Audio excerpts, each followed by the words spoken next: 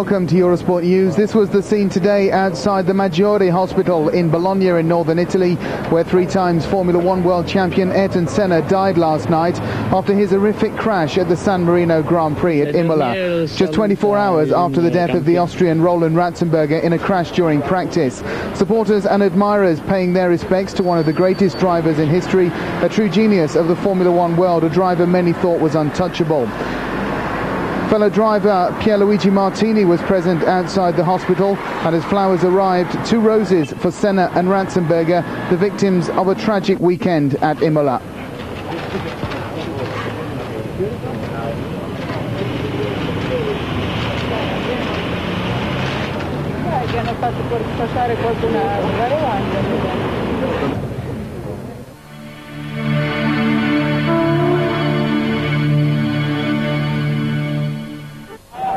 Football matches across Brazil were stopped for a minute's silence yesterday as the crowds chanted Senna's name.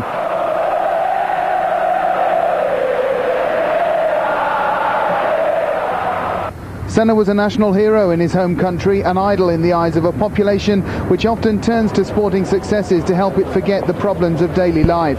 President Itamar Franco yesterday decreed 3 days of national mourning, during which flags will be flown at half-mast and all official ceremonies are to be cancelled. Franco said Brazil had lost an idol. He was suffering along with the nation from the death of a brave young man. Well, this young boy says he believed Senna was unbeatable. Senna was like a god. We loved him, not only me, but all Brazilians, said this woman. While this young man says other stars may disappear and be forgotten a little, but not Senna. Nelson Piquet, another Brazilian to have won 3 world titles, watched the pictures once again. He said a lot had been written about the Tamburello curve at Imola. He himself crashed there 7 years ago, but had luck on his side. The Brazilian government, as we've said, declaring 3 days of national mourning.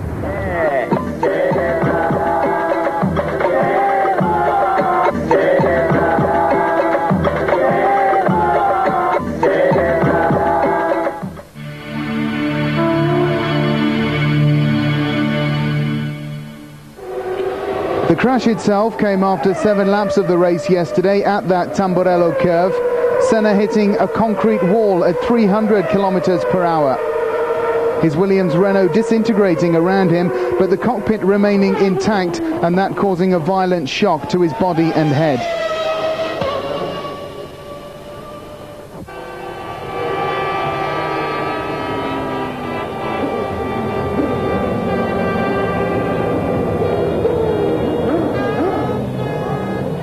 An inquest is underway into the accident and the weekend's events and the safety of Formula One racing in general. The sport's governing body will hold an emergency meeting in Paris on Wednesday. These were the front covers of some of Europe's major newspapers this morning.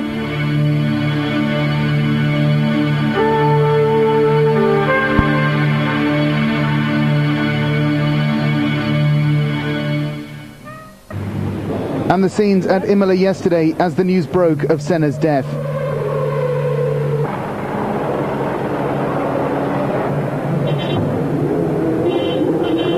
Reigning world champion Alain Prost, who's now retired, said some people will say such accidents are part of the sport, but he wonders whether the problem is not due to a succession of rule changes.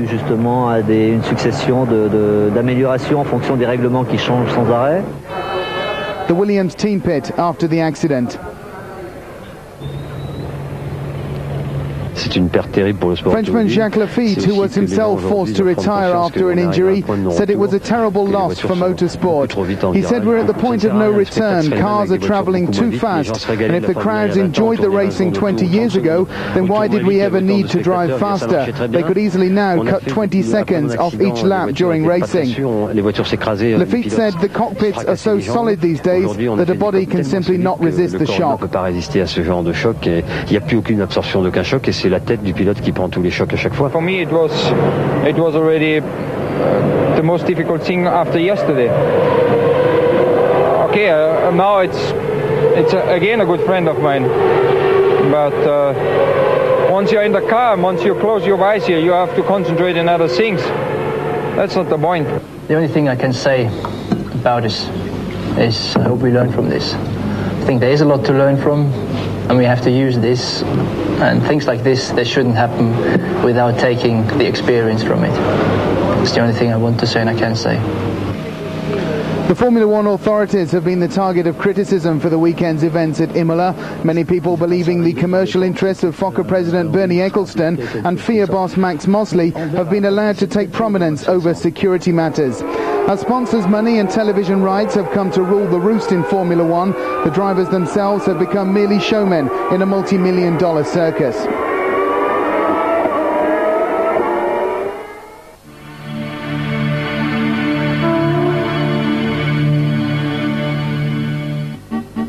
Formula One racing has come a long way since its early days, and perhaps it has now reached the limits of safety, notably since rule changes at the end of last season made the cars more difficult to handle. Senna himself had made the remark at the start of the 1994 season. And yet, as the cars have got quicker, so the equipment and technical support has improved. Drivers forced to wear full-face helmets as racing speeds reached incredible heights. The chassis have also had to improve, gradually improving driver protection, or rather attempting to improve. As history has shown, Formula One is a deadly sport, as Lorenzo Bandini found out in 1967 in Monaco.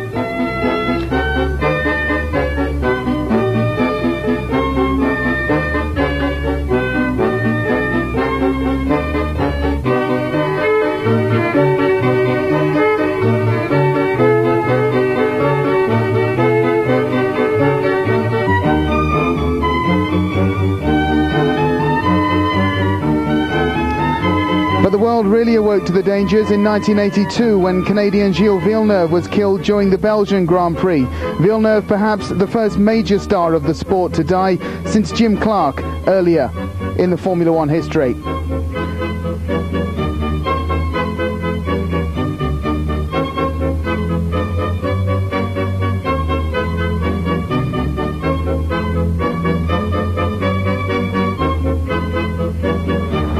Since then, crash tests have been introduced on all Formula One single-seaters, and researchers are constantly working on ways of making the sport safe.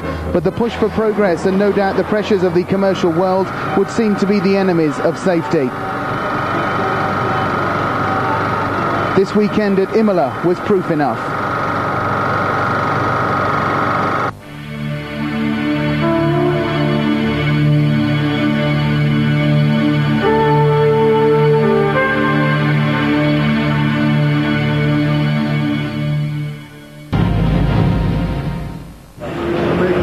Welcome to Eurosport News. The body of Ayrton Senna has begun its final journey home to Brazil. The body of the three-times Formula One world champion who died at the San Marino Grand Prix on Sunday was put on a private plane in the northern Italian city of Bologna, from where it will be flown to Paris to join a regular flight to Senna's home city of Sao Paulo. The coffin is due to arrive early on Wednesday morning. The funeral will take place on Thursday and will include a flypast by the Brazilian Air Force and a 12-gun salute. Italian magistrates had ordered autopsies on the bodies of Senna and the Austrian Roland Ratzenberger, who died in practice at Imola on Saturday. Both men's cars are being held as an inquest into the accidents continue. Earlier in the day, flowers continued to arrive at the Maggiore Hospital in Bologna as Italians paid their last respects to Senna, but the sadness has been tinged with anger at the safety standards in Formula One racing. Reigning world champion Alain Prost spoke out on French television last night. He said he believed in recent years drivers have been considered as little more than puppets put into cars. Prost said the cars are getting faster and faster, and yet the drivers have never come together to discuss the situation. Now it's time to use the weekend's tragic events, he said, to bring everyone together and put sport and technology before business. Les bases et essayer de, avant toute chose, de faire passer le côté technologique et le sport avant le business. It's a cruel irony that Senna was planning to lead a campaign for greater security in the sport. He had spoken about his ideas just before Sunday's ill-fated race. Former French driver Philippe Strafe, who was himself paralysed in a Formula One accident, said he had met Senna at Imola on Saturday afternoon. The two men had spoken about security matters and had arranged a meeting to talk about a project for a new form of helmet. Strafe said he and Senna had started out in Formula One at the same time and had recently worked together at the Paris indoor karting weekend. Strafe and Senna had spoken openly about security along with Damon Hill on Saturday evening, looking for ways to avoid the kind of accidents seen already this season. J'ai pu discuter de ça avec lui tout à fait ouvertement et il envisageait déjà samedi soir des solutions avec Damanil qui était dans le motorhome d'ailleurs pour éviter ce qui s'était passé avec Barrichello, avec Rastenberger et Alieto en essai auparavant. Veteran driver Gerhard Berger said today he was considering retiring from the sport in order to work as a security advisor. Berger, a friend of both Senna and Roland Ratzenberger, his compatriot, said he had taken enough out of Formula One and that it was perhaps time now to consider a new role. The sport's ruling body will meet in Paris tomorrow to consider what happened at Imola and the future of the sport, including safety measures to be brought in before the Monaco Grand Prix, which is due to begin in 10 days' time.